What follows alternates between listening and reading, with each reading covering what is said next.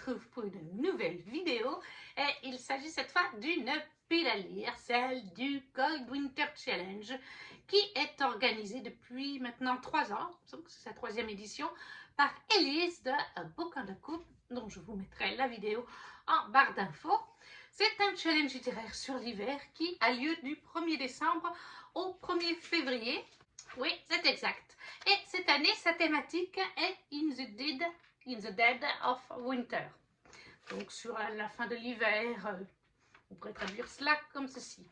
Je vous invite à aller voir la vidéo de Elise qui vous explique tout le challenge, les catégories, parce que les catégories, elle les fait selon des films, des livres, des traditions, bref.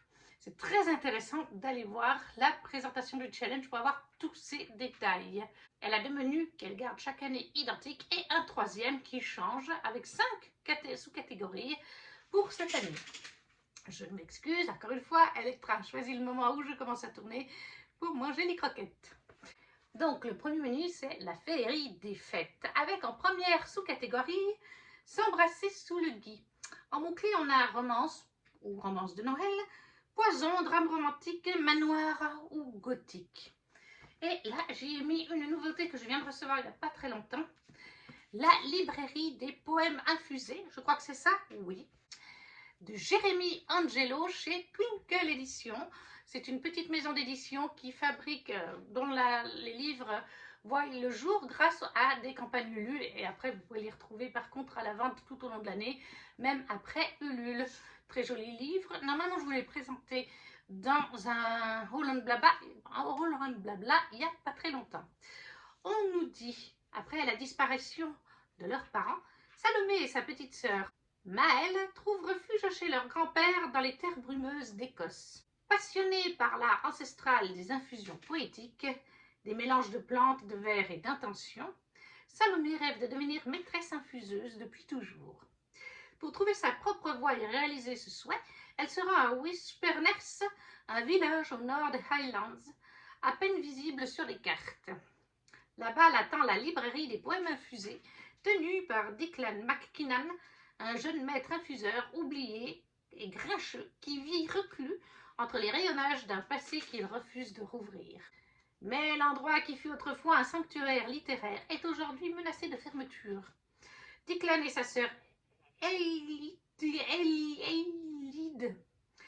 n'ont que quelques semaines pour sauver leur librairie, sans quoi ils seront expulsés, la veille de Noël. Sans le savoir, Salomé pourrait être leur bouée de sauvetage. Entre les traditions de Hogmanay, les parfums de feu de bois, les guirlandes de houx et les mots qui brûlent doucement dans l'eau bouillante, les miracles n'attendent parfois pas grand-chose pour s'accomplir, qu'un cœur daigne s'ouvrir à nouveau ou qu'un soupçon de magie éclose. Et si l'amour s'infusait aussi? Donc voilà. La librairie des poèmes infusés de Jérémy Angelo chez Twinkle Éditions. Ça, je l'ai mis pour les mots-clés, et bien romance de Noël, tout simplement. Et oui, parce que les autres ne rentrent pas vraiment, mais voilà, un mot-clé suffit. Ça, c'est pour la catégorie s'embrasser sous le gui. La deuxième catégorie, c'est histoire de fantômes sous le sapin. Avec cette fois fantômes surnaturels, histoire courte, famille, partage, multigénérationnel. Alors là, c'était un peu... J'ai longuement cherché et en fait, je voulais mettre un livre parce que l'automne finit officiellement le 20 ou le 21 décembre. Donc en fait, j'ai mis des ailes d'ambré de soie de Capucine Sergent. C'est un magnifique auto-édité. Et par contre, je ne sais pas si je vous l'ai présenté en vidéo Holland Blabla. C'est une campagne à laquelle j'ai participé et je crois bien que je vous ai oublié de vous le montrer. Donc je vous montre un petit peu vite fait. Voilà. Donc c'est un livre automnal et je pense c'est une duologie. Je crois qu'il y a 2 tomes. Je pense qu'il peut rentrer du coup. Au cœur d'un automne en péril, l'émergence d'un fragile espoir ramènera-t-il l'équilibre? Alors, il n'y a pas de résumé. Pour des ailes d'ambre et de soie, on a comme mot-clé Fae, automne, folklore celtique, romance, littérature française, quête identitaire. Au niveau du résumé, on nous dit à Emerland, les 4 saisons se succèdent au gré de la migration des Fae. Un équilibre rompu à cause de l'avidité des Gobarnoir, les gouverneurs d'un puissant comté. Dans le plus grand secret, ils capturent les failles de l'automne, afin d'exploiter leur don de résine, cette belle matière ambrée qui leur a permis de bâtir leur réputation à travers le continent. Daphné a grandi aux côtés de la fille des gouverneurs et fait partie des rares domestiques à être au courant du secret de la résine. Un jour, elle croise le chemin d'Oliver, souffle de cuivre, un faillet de l'automne en mission pour secourir les siens du laboratorium, et elle se retrouve malgré elle propulsée au milieu d'un conflit entre failles et humains.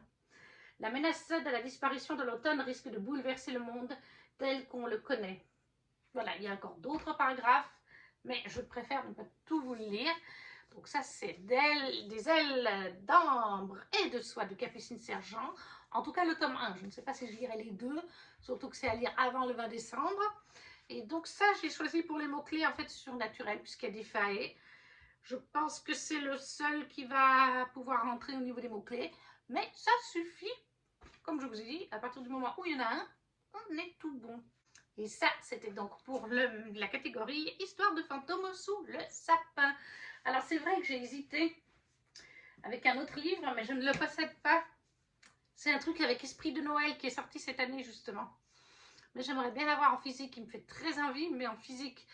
Donc, je n'ai pas les moyens de m'acheter pour l'instant des bouquins. Je suis en swap, donc je garde mon argent pour le swap.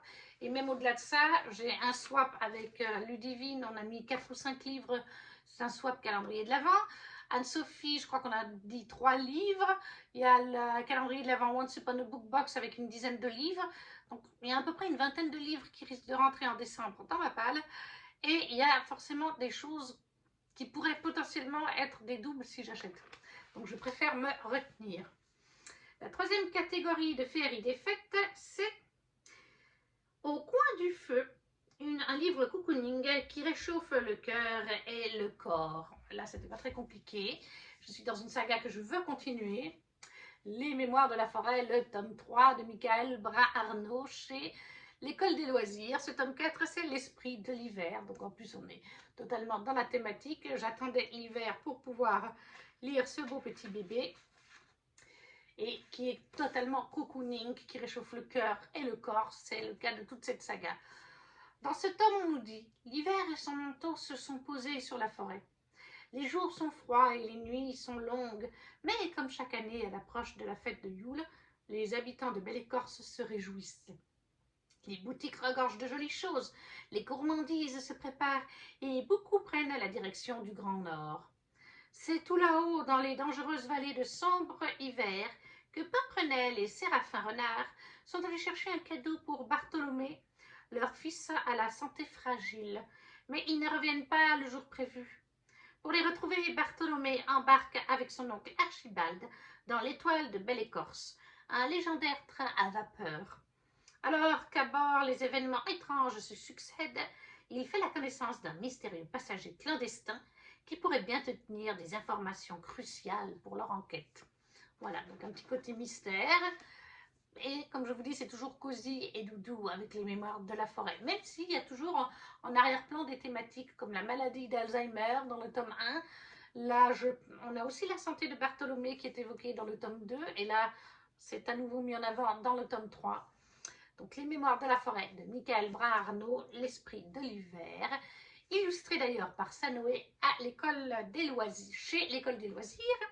Et donc ça, c'est pour Au coin du feu, un livre cocooning qui réchauffe le cœur et le corps. Ensuite, pour la dernière catégorie de ce menu Féerie des fêtes, on a comme sous-catégorie Deck the Hall, couverture rouge et ouverte. Et là, c'est un hibou, un audio que je vous mets ici, qui est donc un Noël à la cerise, paru chez Ozu. On va aller regarder ça sur la tablette, puisque comme je vous dis, je vais le lire en audio. J'ai vu qu'il était disponible sur Nextory. Alors, je ne sais pas s'ils feront comme l'année passée, vraiment un chapitre par jour qu'on débloque le jour suivant à minuit ou 1h du matin, quelque chose comme ça. Mais le fait est que je me le suis mis parce qu'il m'intriguait quand même, surtout qu'on change d'autrice. Les 2 dernières années, ces livres calendrier de l'Avent, c'était Sophie Jomain. Et cette année, c'est donc Cynthia Kafka. Voilà. parce que j'ai bien aimé Sophie Jomain, mais vous voyez, j'ai lu Sophie Jomain avec les étoiles de Nosed, et je la préfère là-dedans. Les romances de Noël, je les trouve un peu trop simplistes, ça allait trop vite, enfin, voilà, ça coinçait. Donc là, on change avec une autre autrice, donc Cynthia Kafka. Et du coup, je l'ai mis aussi parce que ça va être la lecture commune sur le groupe Facebook où je suis. Donc, autant faire une pierre deux coups, deux pierres un coup. Vous voyez ce que je veux dire. On nous dit, bon, à mot-clé, on a secret, amitié, Noël, comédie romantique, neige, calendrier de l'Avent. On nous dit, une cerise à la montagne, clairement, je ne suis pas dans mon élément. Moi, j'aime la neige dans les boules qu'on secoue. Alors que là, il y en a partout. L'angoisse. Pire, je vais devoir vivre avec 3 colocs. Tina et Enzo ont l'air sympas, ok. Mais avec Ben, c'est la guerre. Si seulement il n'était pas aussi sexy qu'agaçant. Pourquoi je suis là en fait? Ma soeur pense que j'ai quitté mon mec et la fac juste pour ce job saisonnier. Mais je n'ai pas tout révélé à ma famille. La vérité, c'est que je vais découvrir qui je suis vraiment. Et qui sait, peut-être que l'amour m'attend au bout des pistes. Voilà. Une petite romance de Noël classique qui fait son effet avec un Noël à la cerise de chez Ozu pour cette catégorie de Deck the Hall. Couverture rouge et ouverte. On est totalement dans les couleurs. Et avec ça, on finit déjà le premier menu. Le second, c'est Froid polaire qui revient chaque année avec la première sous-catégorie stalactite ensanglantée, thriller, policier, cozy murderer, mystérie, peur, frisson. Et pour l'instant, je ne le possède pas. Mais en fait, il se trouve que je vous ai dit que j'ai pris le calendrier 24 cases de Once Upon a Book Box et ils nous ont avertis en quelque sorte, enfin vous aviez une phrase clé pour chaque livre. Si vous vouliez voir, vous n'étiez pas obligé. Moi, j'ai quand même voulu voir chaque phrase clé pour être sûr que le calendrier allait globalement me plaire, que ça allait pas être genre que du thriller, du machin que j'aime pas. Et on avait tout de suite su qu'il y aurait c'était marqué, un livre calendrier de l'Avent. Donc, très logiquement, c'est aussi le 1er décembre, forcément. Et il se trouve que, peut-être même que c'était précisé, un livre calendrier de l'Avent, mystère ou cosy mystère ou thriller. Bref, il y avait une petite phrase d'accroche avec mystère ou cosy mystère ou thriller. Et il y a quelques jours, ils ont annoncé que sur leur Discord, ils avaient créé un salon de discussion pour cette lecture commune, qui est donc bien un calendrier de l'Avent dans le style un peu cosy mystérie. Voilà. Donc ça rentre un petit peu dans le côté, je pense, policier, thriller, peur, frisson. Je pense qu'on est un petit peu dans ce style-là.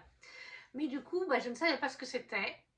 Alors, ce que j'ai exceptionnellement fait, parce que bon, j'avais compris que c'était un calendrier de l'Avent, mystère cosy, j'ai par hasard trouvé, mais vraiment par pur hasard, une vidéo qui a popé, parce que j'ai regardé des vidéos de calendrier de l'Avent, et j'ai vu une vidéo dans mes recommandations, une dame qui ouvrait des calendriers littéraires, et il y avait le Once Upon a Book Box, 12 cases, elle a pris le 12 cases. Mais il y a bien aussi, le premier, c'est le même que pour le 24 cases, c'est ce livre-là. Donc j'ai juste regardé le numéro 1, je n'ai pas été plus loin parce que je vous gardais la surprise, mais c'était pour pouvoir vous dire de quel livre il s'agirait et du coup vous postez la miniature. Alors c'est un livre que je ne trouve pas sur Booknode, ça me perturbe, c'est rare. C'est un livre de chez 404 éditions du coup, et c'est les enquêtes de l'Avent de Arnaud Cebolada. C'est pareil, même l'auteur, je ne le trouve pas sur Booknode. En tout cas, il y a quelques jours, je ne l'ai pas trouvé. On nous dit, du 1er au 24 décembre, plongez dans une ambiance à la Agatha Christie et résolvez une énigme par jour pour tenter de mener à bien cette enquête.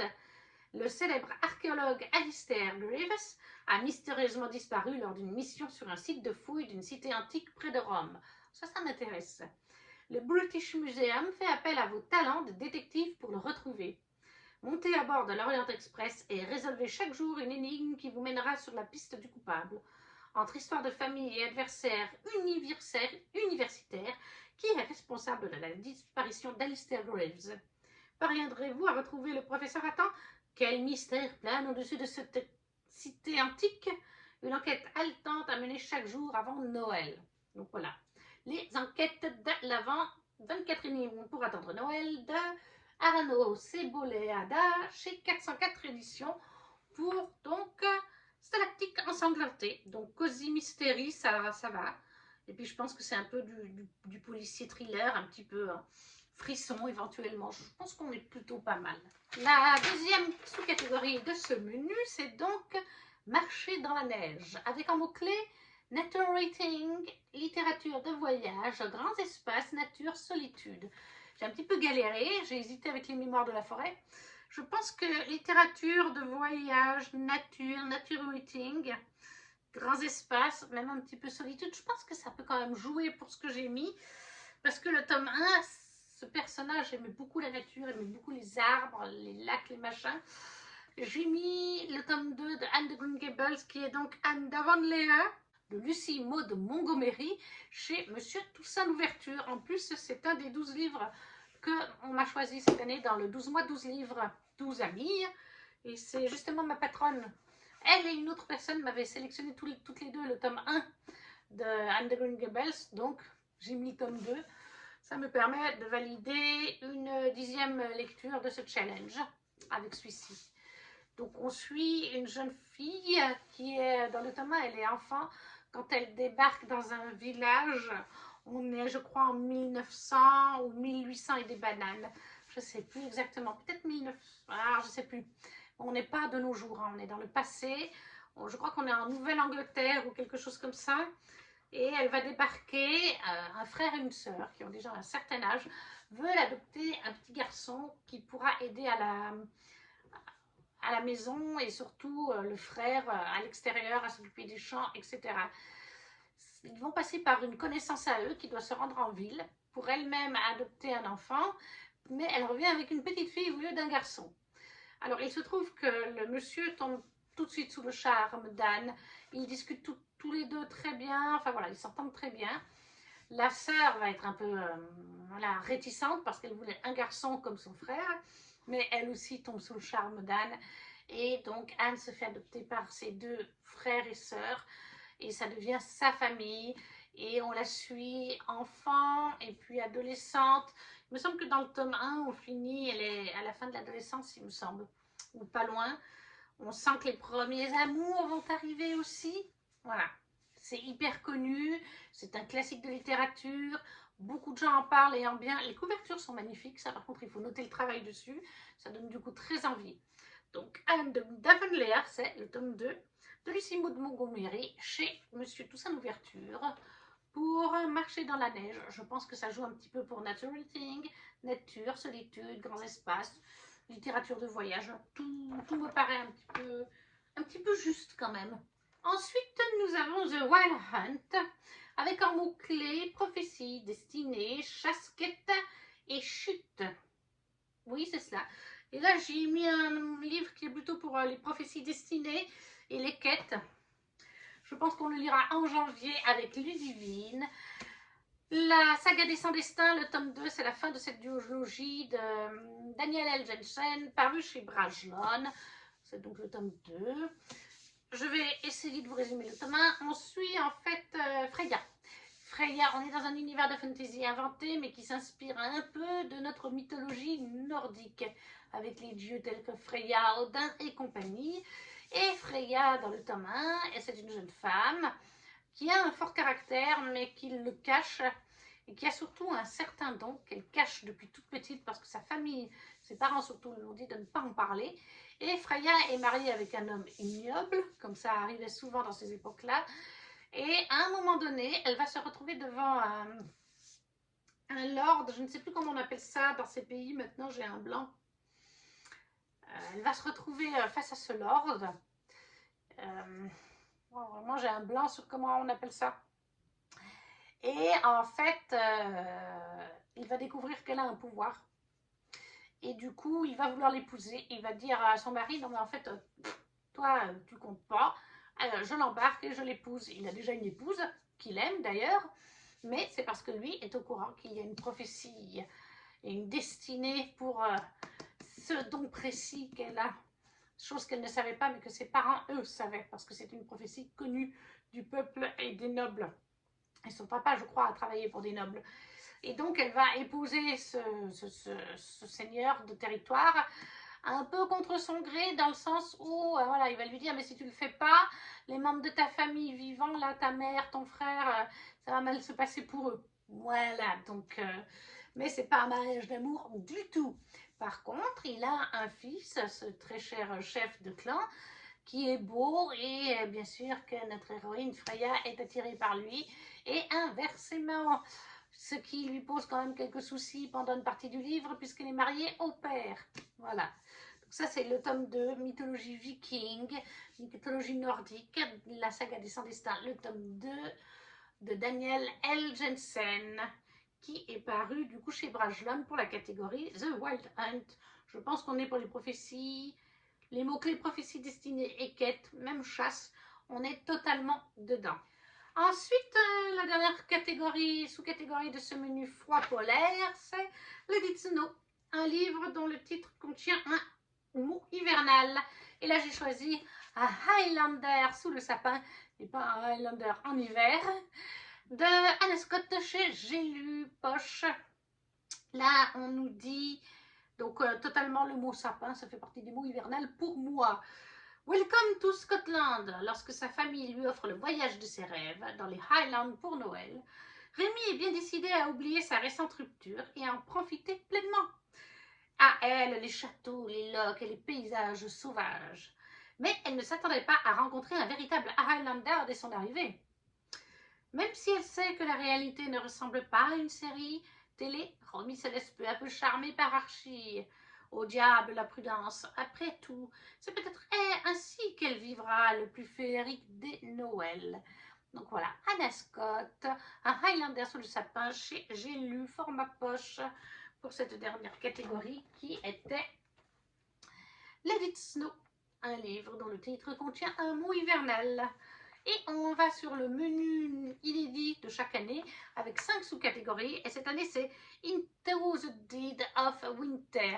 Je crois que Elise le dit beaucoup mieux que moi, mais je crois que pour ces sous-catégories-là et ce menu, elle s'est inspirée des contes et légendes et des personnages de ces contes et légendes de l'hiver de Noël. Mais vraiment, allez voir sa vidéo, elle explique bien les choses.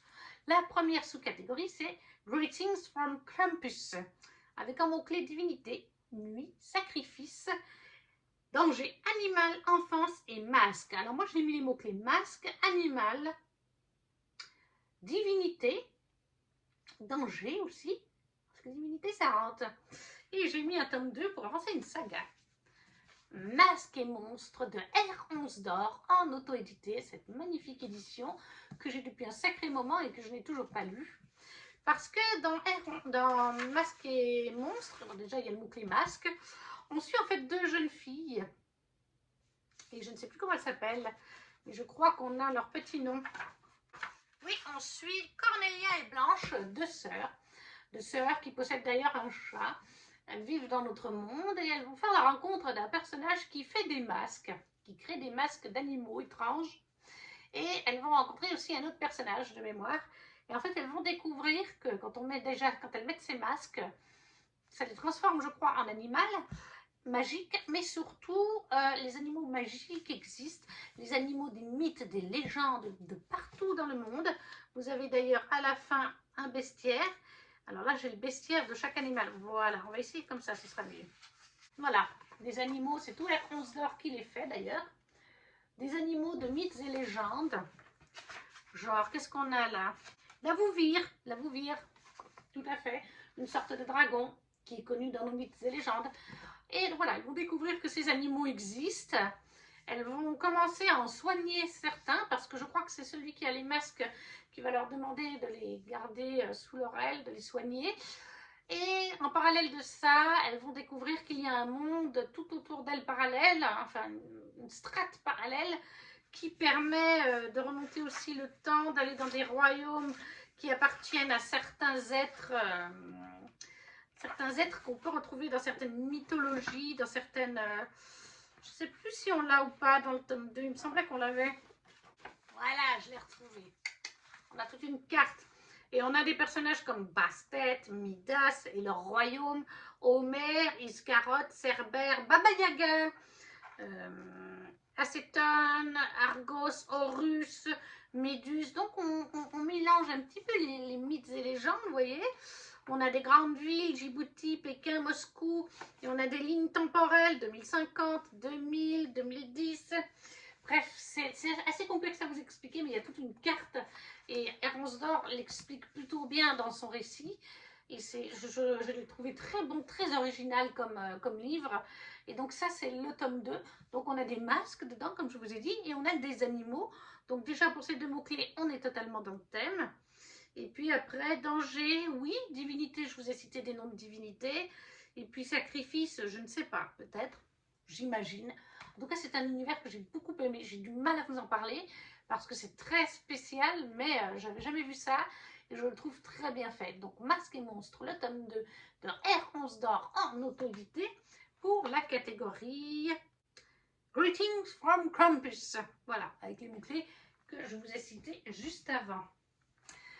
La deuxième sous-catégorie de ce menu, c'est un cœur de glace froid et insensible. Je sais que c'est une référence pour le vrai conte de la Reine des Neiges, avec en mot-clé magie, féminisme, gourmandise, immobilité, glacée, neige.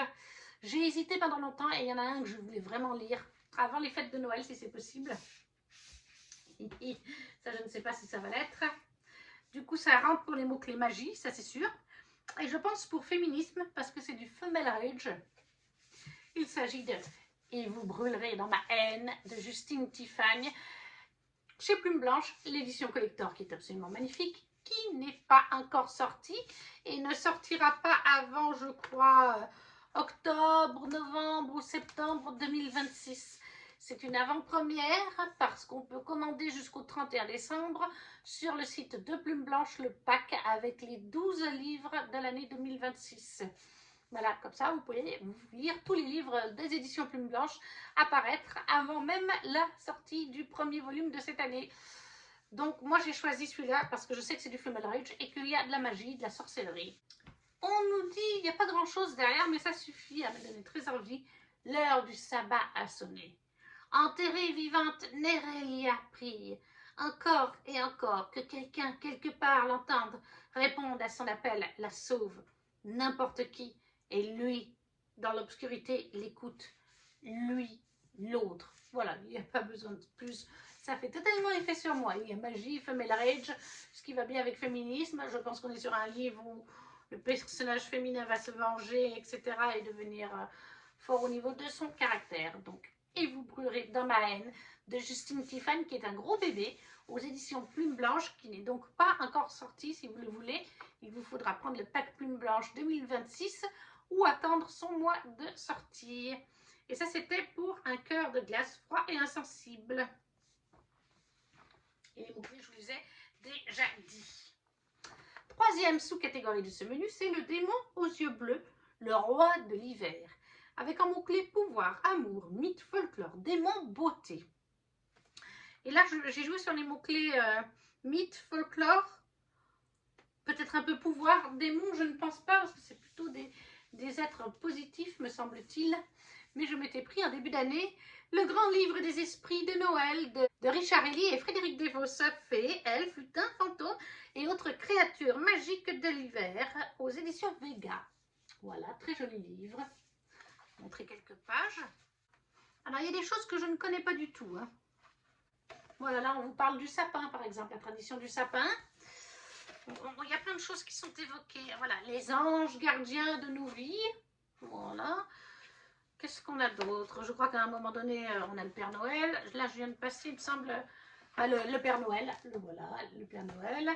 Et juste après, je crois qu'on a le Père Fouettard. Voilà le Père Noël. Donc, on est vraiment sur le roi Hérode. Voilà, je ne connais pas du tout. Mais plein de mythes et légendes, je pense, du monde entier, qui sont regroupés en des fées, en des... plein de petites choses comme ça. La bûche de Noël, là, je vois. Donc, oui, le loup-garou. Bon, je ne savais pas que le loup-garou fait partie de l'hiver et de Noël, mais pourquoi pas. On a vraiment de quoi faire. Donc comme ça, je vais pouvoir... La cheminée, on nous parle aussi. Jules Comte, de la ferme à Noël. Ouais, il y a vraiment des choses que je ne connais pas et d'autres que j'ai déjà entendu parler. Les gâteaux, pain d'épices. Jacques Frost. Ben ça, Jacques Frost, On a pas mal entendu parler ces dernières années du conte de Jack Frost, du mythe. Donc voilà. Le livre des grands esprits de Noël aux éditions Vega de Richard Elie, Frédéric Desvos, qui rentre totalement pour les mots-clés mythe, folklore, certainement pouvoir, et puis peut-être même démons, qui sait, peut-être des créatures de l'hiver qui ne sont pas si positives que ça. Ensuite, l'avant-dernière sous-catégorie de ce menu qui est donc Into the Dead of Winter, c'est hutte. Petite hutte, tourne ton dos à la forêt et ta face vers moi. En mots-clés, on a maison, secret, forêt, grand-mère, aventure, travaux d'aiguille. Ça a été compliqué. Je trouve que cette catégorie est compliquée et je voulais mettre un livre parce que je voudrais finir d'autres duologies avant Noël ou en tout début 2026, mais ce serait bien plutôt avant Noël. Et du coup, j'ai choisi aventure, parce qu'il y a le mot-clé aventure dans les mots-clés sur Booknode, et peut-être secret. J'ai choisi un livre en anglais, Discursive, c'est le tome 2 de Emily Tidd. C'est The Discursive Light, pardon, d'Emily Tidd. Et ça, c'est l'édition Fairyloot. C'est sorti en français, je ne sais plus si c'est chez Rajo. C'est la duologie Sedon perfide. Il y a des citrons sur la couverture. Plein de citrons. Et là, on nous dit que... Oui, voilà. Aventure, voyage, quête, guerre, fantasy, romance. Il y avait le mot-clé aventure. Moi, je ne suis pas allée plus loin. En fait, dans ce récit, on suit une jeune femme qui s'est mariée plusieurs fois et qui est veuve plusieurs fois parce qu'en fait, elle a un don. À chaque fois qu'elle touche son partenaire qu'elle choisit, elle doit magnifier sa magie. Mais il succombe sous la puissance de son don parce qu'il est trop puissant, son don.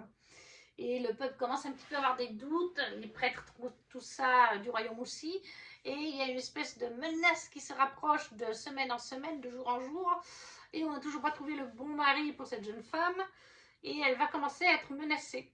Malgré qu'elle ait un don puissant, son don en lui-même, il ne lui sert pas. Elle amplifie le don des gens, mais elle n'a pas d'autre don. Et donc, en fait, elle va du coup engager un jeune homme qui s'appelle Dante comme garde du corps parce qu'il est doué à combattre. Et bien sûr qu'il va y avoir une romance entre eux, vous vous en doutez. Et il va se passer plein de choses. Et là, c'est le tome 2. C'est une duologie, ça me permettra d'en conclure une autre. J'aimerais bien essayer de finir, c'est vrai, cette année, pour vraiment conclure encore une 17e lecture saga et duologie. Et puis parce que c'est pas une duologie coup de cœur pour moi, en tout cas le tome 1. Et je sais qu'à un moment donné, une fois que j'aurai lu ces 2 tomes, fait les photos, fait la lecture, ça partira en vente sur Vinted pour faire un peu de place au niveau des Fairyloot. Donc voilà. Discursed Light, c'est ce don perfide en français, le tome 2, d'Emily Tidd chez l'édition Fairyloot. Pour la sous-catégorie hutte, petite tourne ton dos à la forêt et ta face vers moi pour les mots-clés, je pense, aventure et peut-être secret. Maison, travaux d'aiguille, grand-mère et forêt, c'est vraiment pas le cas. On arrive déjà à la dernière catégorie de ce challenge, qui est la chute du roi Hu, avec un mot-clé combat, cycle, changement, mort, fée, royauté. Et on rentre un petit peu dans tout ça, sauf pour le mot-clé fée. Quoiqu'il y a des espèces de... Les fées peuvent être... Non, c'est pas des fées. Mais bref, une autre lecture commune avec le Divine que j'espère faire en décembre pour celle-là. Le Divine ne passera pas ici, mais bon. Crescent City, le tome 3 en français chez De Saxus. Voilà, ça fait un mois qu'on est censé se le lire. Et celui-là fait aussi partie des livres que je dois lire cette année dans mon 12 mois, 12 livres. Ce qui fait qu'il ne m'en resterait qu'un seul à valider. Qui serait hors challenge, c'est Désir immortel, quelque chose comme ça, de Chloé Gong. Crescent City de Sarah J. Maas, est-ce que j'ai vraiment besoin d'en parler? On suit Bryce Quinlan, qui est une jeune femme mi-humaine, mi-fae, qui vit avec sa meilleure amie Danica, qui est une louve, une chef de meute même. Après, il y a un gros chef suprême, mais Danica est par contre pressentie pour devenir la grosse chef suprême lors de la mort de son grand-père, l'actuel chef suprême. Et malheureusement, dès le premier tome, dès les premiers chapitres, il y a un drame qui se produit. Je ne vous dirai quand même pas lequel, même si je crois que c'est même marqué sur le résumé. Mais Bryce vit un drame Et 2 ans plus tard, le même drame va se produire dans les mêmes conditions. Et du coup, on ne sait pas quelle créature, démon, humain, bref, on ne sait pas ce qui a fait ça. On se doute que c'est un démon ou une créature magique, mais on fait appel à Bryce puisqu'elle a vu la scène, elle a vu la créature et surtout, eh bien, ça concerne quelqu'un de son entourage et on lui demande du coup de retracer la vie de cette personne avec qui elle était proche dans ses derniers jours et dans ses dernières heures pour essayer de comprendre pourquoi la créature aurait tué ce personnage. C'est un univers très riche, c'est de l'urban fantasy, il y a des fae, il y a des anges déchus, il y a des anges, des archanges, il y a des vampires, bon, ils sont très secondaires, mais des loups, il y a des fae, je vous les ai dit, des sorcières, il y a vraiment de tout, c'est l'univers le plus complet de Sarah J. Maas. Et donc ça, c'est normalement une lecture commune avec Ludivine. Pour moi, c'est une relecture, par contre. Hein, parce qu'en VO, je suis à jour, j'attends le tome...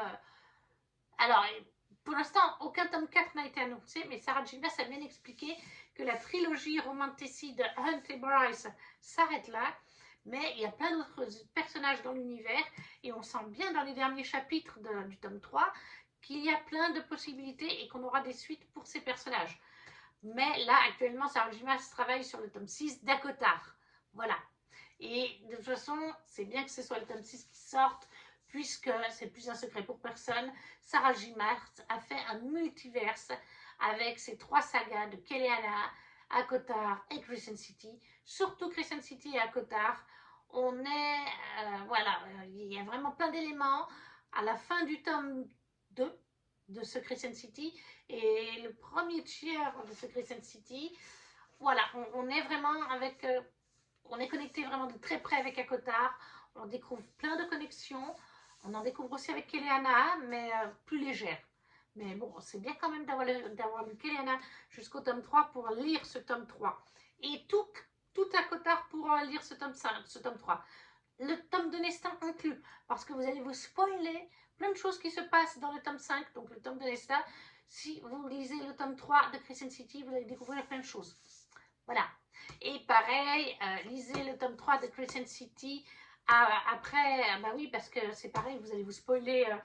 Donc voilà, il faut vraiment aller dans l'ordre. Il faut lire le tome 5 de Akotar et après le tome 3 de Crescent City. Et du coup, aussi le tome 3 de Keleana au minimum pour découvrir certaines choses sur Keleana et l'univers qu'on comprend là-dedans aussi qui sont connectés. Donc, Crescent City, le tome 3 de Sarah J. Maas, chez De Saxus pour la dernière catégorie de ce sous-menu. La chute du roi ou les mots-clés, combat, cycle, changement, mort, fée, royauté, à parfait, tout y va.